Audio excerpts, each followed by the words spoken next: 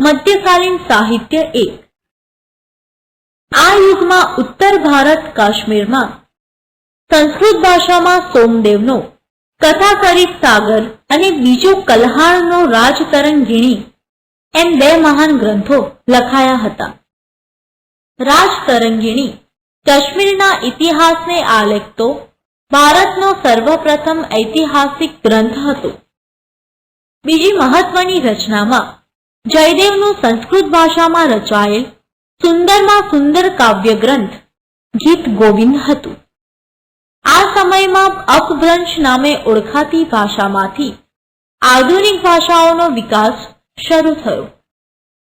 હિન્દી સાહિત્યના પ્રારંભિક ગ્રંથ ચંદબરદાઈ રચિત પૃથ્વીરાજ રાસોમાં પૃથ્વીરાજ ચૌહાણના વીરતાપૂર્ણ કાર્યોની વીરગાથાઓનું વર્ણન છે.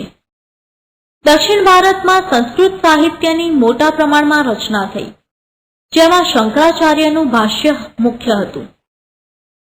દ્રવિડ કુળની ભાષાઓનો વિશેષ વિકાસ થયો.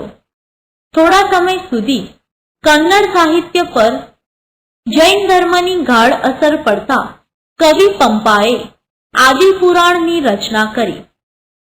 કવિ પોન્નાએ 16મા જૈન તીર્થંકરનું જીવન આલેખતો શાંતિપુરાણ ગ્રંથ રચ્યો.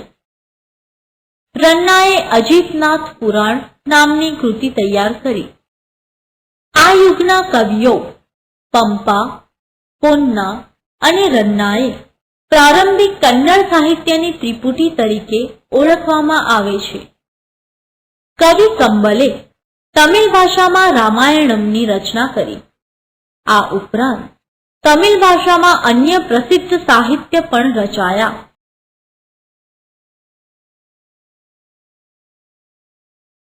મધ્યકાલીન સાહિત્ય 2. ભારતીય ભાષાના વિકાસ અને સાહિત્યિક કૃતિઓના રચના દિલ્હી સલ્તનત કાળમાં વેગીલી બની.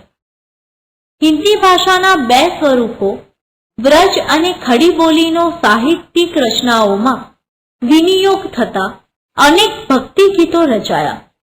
હિન્દી અને ગુજરાતી ભાષાને મળતી આવતી રાજસ્થાની ભાષામાં આલ્હા, ઉદલ, બિસલદેવ રાસો વિખ્યાત વીરગાથાઓ લખાઈ.